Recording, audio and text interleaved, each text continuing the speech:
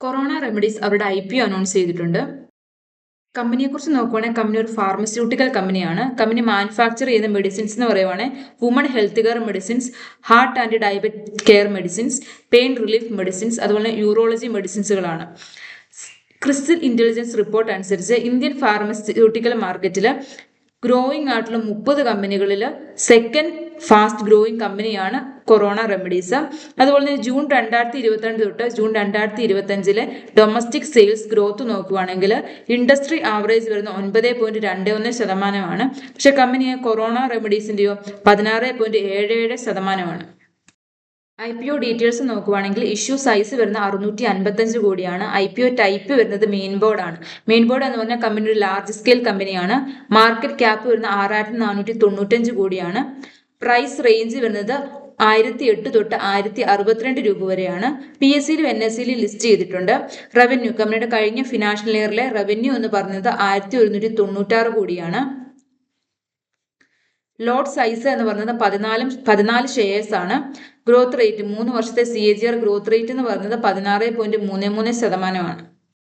Minimum investment amount വരുന്നത് 14,112 രൂപയാണ്. Pre apply date start ചെയ്തത് ഡിസംബർ 4-ലാണ്. ബിഡിംഗ് സ്റ്റാർട്ട് ചെയ്യുന്നത് ഡിസംബർ 8-നാണ്. ബിഡിംഗ് എൻഡ് ചെയ്യുന്നത് ഡിസംബർ 10-നാണ്. അലോട്ട്മെന്റ് ഫൈനലൈസേഷൻ ഡേറ്റ് വരുന്നത് ഡിസംബർ 11-നാണ്. റിലീസ് ഓഫ് ഫണ്ട് ഡേറ്റ് വരുന്നത് ഡിസംബർ 12-നാണ്. ഡിമാർട്ട് ട്രാൻസ്ഫർ ഡേറ്റ് വരുന്നത് ഡിസംബർ 12-നാണ്. കമ്പനിയുടെ സ്റ്റോക്ക് ലിസ്റ്റ് ചെയ്യുന്നത് ഡിസംബർ 15-നാണ്. കമ്പനിയുടെ 3 വർഷത്തെ ഇൻകം സ്റ്റേറ്റ്മെന്റ് നോക്കുവാണെങ്കിൽ ഇപ്പോൾ ഇവിടെ എമൗണ്ട് തന്നിരിക്കുന്ന മില്യണിലാണ്. ഇപ്പൊ ഞാൻ പറയാൻ പോകുന്നത് കോടിയിലാണ്. കമ്പനിയുടെ 2023 റവന്യൂ ഫ്രം ഓപ്പറേഷൻ എത്രയാണ്? 884 കോടിയാണ്. അത് 2024 ആയപ്പോഴത്തേനും 1014 കോടിയായിട്ട് കൂടിയിട്ടുണ്ട്. 2025 1196 കോടിയാണ്. കമ്പനിയുടെ പ്രോഫിറ്റ് നോക്കുവാണെങ്കിൽ 2023 84 കോടിയാണ്. 2024 ആയപ്പോഴത്തേന് 90 കോടിയായിട്ട് കൂടിയിട്ടുണ്ട്. 2025 149 കോടിയാണ്. കമ്പനിയുടെ EPS ഏർണിംഗ് പെർ ഷെയർ നോക്കുവാണെങ്കിൽ 2023 14.57 പൈസയാണ്. 2024 ആയപ്പോഴത്തേനും 14.8 പൈസയായിട്ട് അത് കൂടിയിട്ടുണ്ട്. 2025 ആയപ്പോഴത്തേനും 24.43 പൈസയാണ് EPS. കമ്പനിയുടെ net cash flow from operating activity നോക്കുവാണെങ്കിൽ 2023 102 കോടിയാണ്. അത് 2024 ആയപ്പോഴത്തേനും 156 കോടിയായിട്ട് കൂടിയിട്ടുണ്ട്. 2025 190 കോടിയാണ്.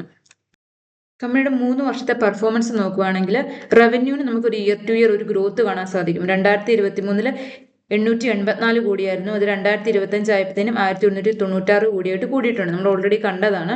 അതുപോലെ കമ്പനിയുടെ എബിറ്റ് നോക്കുവാണെങ്കിലോ 2023 135 കോടിയാണോ. 2025 ആയപ്പോഴത്തേനും എത്രയാണ്? 245 കോടിയായിട്ട് കൂടിയിട്ടുണ്ട്. പ്രോഫിറ്റ് ആഫ്റ്റർ ടാക്സ് നമ്മൾ ഓൾറെഡി കണ്ടതാണ്. 2023 84 കോടിയായിരുന്നു. അത് 2025 ആയപ്പോഴത്തേനും 149 കോടിയായിട്ട് കൂടിയിട്ടുണ്ട്. അതുപോലെ കമ്പനിയുടെ അസറ്റ് നോക്കുവാണെങ്കിലും ഇയർ ടു ഇയർ നമുക്കൊരു ഗ്രോത്ത് കാണാൻ സാധിക്കും. 2023 595 കോടിയായിരുന്നു. അത് 2024 ആയപ്പോഴത്തേനും 830 കോടിയായിട്ട് കൂടി. 2025 929 കോടിയിലാണ് നിൽക്കുന്നത്. നമുക്ക് കമ്പനി സെയിം സെക്ടറിലുള്ള കമ്പനികളായിട്ടും അതുപോലെ തന്നെ സെക്ടറിന്റെ ആവറേജുമായിട്ടൊന്ന് കമ്പയർ ചെയ്ത് നോക്കാം. നമുക്ക് ആദ്യം മാർക്കറ്റ് ക്യാപ്പ് നോക്കാം. കമ്പനിയുടെ മാർക്കറ്റ് ക്യാപ്പ് എത്രയാണ്? 6495 കോടിയാണ്. ഈ സെക്ടറിന്റെ ആവറേജ് എത്രയാണ്? 10075 കോടിയാണ്. മാക്സ് ഹെൽത്ത് കെയർ ഇൻസ്റ്റിറ്റ്യൂഷൻ ലിമിറ്റഡിന്റെ മാർക്കറ്റ് ക്യാപ്പ് എത്രയാണ്? 1,06,751 കോടിയാണ്. അപ്പോളോ ഹോസ്പിറ്റൽ എന്റർപ്രൈസ് ലിമിറ്റഡിന്റെയോ 1,03,374 കോടിയാണ്. ഫോർട്ടീസ് ഹെൽത്ത് കെയർ ലിമിറ്റഡിന്റെയോ 67,081 കോടിയാണ്. ഇപ്പൊ നമ്മൾ ഓൾറെഡി പറഞ്ഞതാണ് കമ്പനി ഒരു ലാർജ് സ്കെയിൽ കമ്പനിയാണ്. പക്ഷെ നമ്മൾ ഈ കമ്പാരിസൺ എടുത്തേക്കുന്ന 3 കമ്പനി വെച്ച് നോക്കുമ്പോൾ കമ്പനി സ്മോൾ ആണ് മാർക്കറ്റ് ക്യാപ്പ് വെച്ച്. ഇനി റവന്യൂ നോക്കുവാണെങ്കിൽ കമ്പനിയുടെ റവന്യൂ എത്രയാണ്? കഴിഞ്ഞ ഫിനാൻഷ്യൽ ഇയറിലെ 1196 കോടിയാണ്. ഈ സെക്ടറിന്റെ ആവറേജ് എത്രയാണ്? 810 കോടിയാണ്. മാക്സ് ഹെൽത്ത് കെയർ ഇൻസ്റ്റിറ്റ്യൂഷൻ ലിമിറ്റഡിന്റെ റവന്യൂ എത്രയാണ്? 7028 കോടിയാണ്. അപ്പോളോ ഹോസ്പിറ്റൽ എന്റർപ്രൈസ് ലിമിറ്റഡിന്റെയോ 21,794 കോടിയാണ്. ഫോർട്ടീസ് ഹെൽത്ത് കെയർ ലിമിറ്റഡിന്റെയോ 7,782 കോടിയാണ്. സെക്ടർ വൈസ് നോക്കുമ്പോഴത്തേനും കമ്പനിക്ക് സെക്ടറിനേക്കാളും കൂടുതൽ റവന്യൂ ജനറേറ്റ് ചെയ്തിട്ടുണ്ട് കഴിഞ്ഞ ഫിനാൻഷ്യൽ ഇയറിൽ. അതുപോലെ 3 കമ്പനികളെ വെച്ച് നോക്കുവാണെങ്കിലും കമ്പനിക്ക് നല്ല രീതിയിൽ റവന്യൂ ജനറേറ്റ് ചെയ്തിട്ടുണ്ട്. അതുപോലെ പ്രോഫിറ്റ് ആഫ്റ്റർ ടാക്സ് നോക്കുവാണെങ്കിൽ കമ്പനിയുടെ പ്രോഫിറ്റ് ആഫ്റ്റർ ടാക്സ് 149 കോടിയാണ്. സെക്ടർ ആവറേജ് എത്രയാണ്? 87 കോടിയാണ് വരുന്നത്.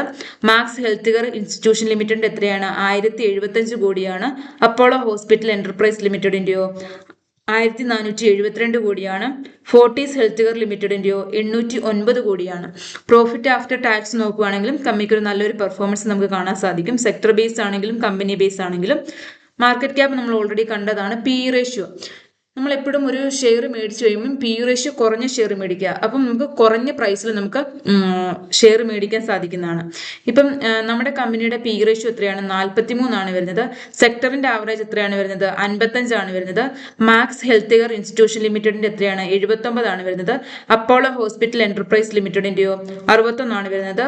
ഫോർട്ടീസ് ഹെൽത്ത് കെയർ ലിമിറ്റഡിന്റെയോ 66 വരുന്നത്. അപ്പം നമ്മൾ സെക്ടർ വൈസും കമ്പനി വൈസും നോക്കുകയാണെങ്കിൽ കമ്പനിക്ക് പി റേഷ്യോ കുറവാണ്. അപ്പം നമുക്ക് കുറഞ്ഞ പ്രൈസിൽ കമ്പനിയുടെ ഷെയർ മേടിക്കാൻ സാധിക്കും. അതുപോലെ ഡെപ്റ്റ് ഇക്വിറ്റി റേഷ്യോ, ഒരു കമ്പനിക്ക് എപ്പോഴും ഡെപ്റ്റ് ഇക്വിറ്റി റേഷ്യോ കുറഞ്ഞിരിക്കുന്നതാണ് നല്ലത്. എത്രയും കുറഞ്ഞിരിക്കുന്നോ അത്രയാണ് നല്ലത്. കാരണം കമ്പനിക്ക് അത്രയും കടം കുറവായിരിക്കും. കമ്പനിയുടെ ഡെപ്റ്റ് ഇക്വിറ്റി റേഷ്യോ നോക്കുകയാണെങ്കിൽ 0.10 ആണ് വരുന്നത്.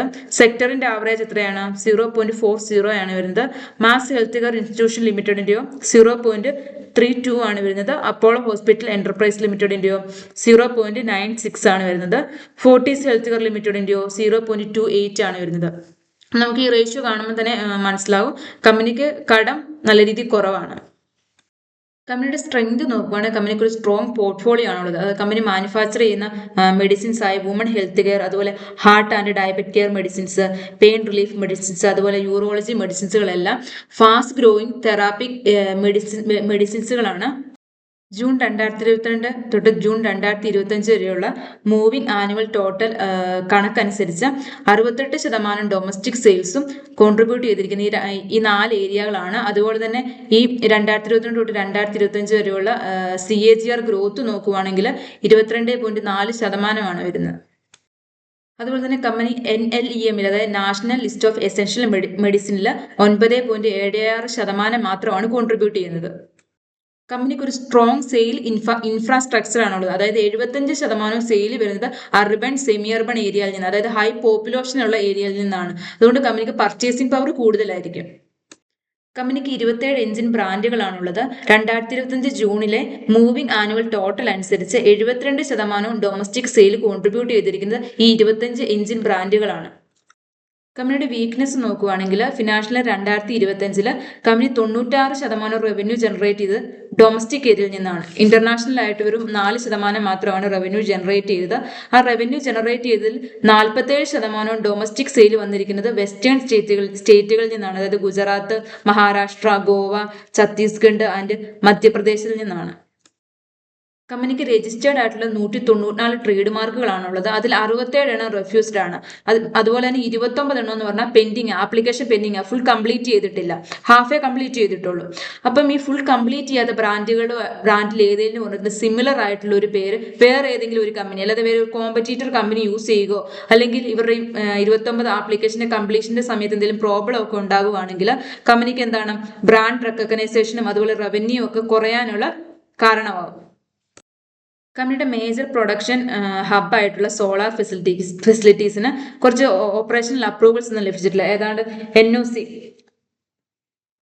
അതായത് ഭൂഗർഭജലം വേർതിരിക്കുന്നതിനും ബയോമെഡിക്കൽ സാധനങ്ങൾ സംസ്കരിക്കുന്നതിനുള്ള അധികാരം, അതുപോലെ ഫയർ സേഫ്റ്റിക്കുള്ള NOC ഒന്നും ഇതുവരെ അപ്രൂവൽ ആയിട്ട് ലഭിച്ചിട്ടില്ല.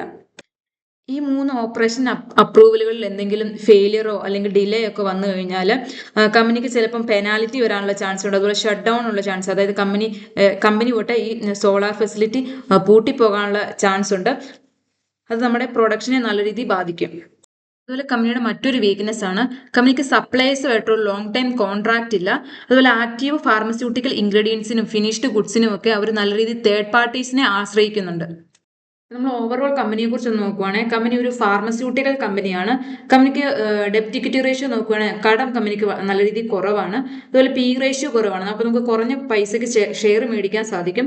അതുപോലെ നമ്മൾ ഫിനാൻഷ്യൽ ഡീറ്റെയിൽസ് നോക്കുവാണെങ്കിൽ കമ്പനിയുടെ EPSഉം അതുപോലെ തന്നെ എബിറ്റയും റവന്യൂ ഒക്കെ ഇയർ ടു ഇയർ നമുക്കൊരു ഗ്രോത്ത് കാണാൻ സാധിക്കുന്നുണ്ട്. കമ്പനിയുടെ വീക്ക് പോയിന്റ് നോക്കുവാണെങ്കിൽ കമ്പനിക്ക് സപ്ലയേഴ്സുമായിട്ടൊരു ലോങ് ടൈം റിലേഷൻഷിപ്പ് മെയിൻറ്റെയിൻ ചെയ്യുന്നില്ല. അതുപോലെ തന്നെ കമ്പനി ആക്റ്റീവ് ഫാർമ ഇൻഗ്രീഡിയൻസിന് വേണ്ടിയും ഫിനിഷ്ഡ് ഗുഡ്സിന് വേണ്ടിയും തേർഡ് പാർട്ടീസിനെ നല്ല രീതിയിൽ ഡിപ്പെൻഡ് ചെയ്യുന്നുണ്ട്. അതുപോലെ കമ്പനിയുടെ മെയിൻ ഒരു പ്രൊഡക്ഷൻ ഹബ്ബായിട്ടുള്ള ഒരു മേജർ പ്രൊഡക്ഷൻ ഹബ്ബായിട്ടുള്ള സോളാൻ ഫെസിലിറ്റിക്ക് ചില ഓപ്പറേഷൻ അപ്രൂവലൊന്നും ഇതുവരെ ലഭിച്ചിട്ടില്ല. ആ അപ്രൂവലുകൾക്ക് ഇനിയും ഡിലേയോ അല്ലെങ്കിൽ ഫെയിലിയറോ ഒക്കെ വരുവാണെങ്കിൽ കുറച്ച് പെനാലിറ്റി വരാനുള്ള ചാൻസ് ഉണ്ട്. അതുപോലെ തന്നെ ഷട്ട് ഡൗൺ, അതായത് കമ്പനി അടച്ചു പൂട്ടാനുള്ള, കമ്പനിയും പോട്ടെ ഈ സോളാൻ ഫെസിലിറ്റി എന്ന് പറയുന്ന അവരുടെ ഈ പ്രൊഡക്ഷൻ ഹബ്ബ് അടച്ചു പൂട്ടാൻ വരെയുള്ള ചാൻസ് ഉണ്ട്. അപ്പോൾ ഈ വീഡിയോ ഒരിക്കലും ഒരു സ്റ്റോക്ക് റെക്കമെൻഡേഷൻ അല്ല, ഞാനൊരു എഡ്യൂക്കേഷണൽ പർപ്പസിന് വേണ്ടി മാത്രം ചെയ്യുന്നതാണ്.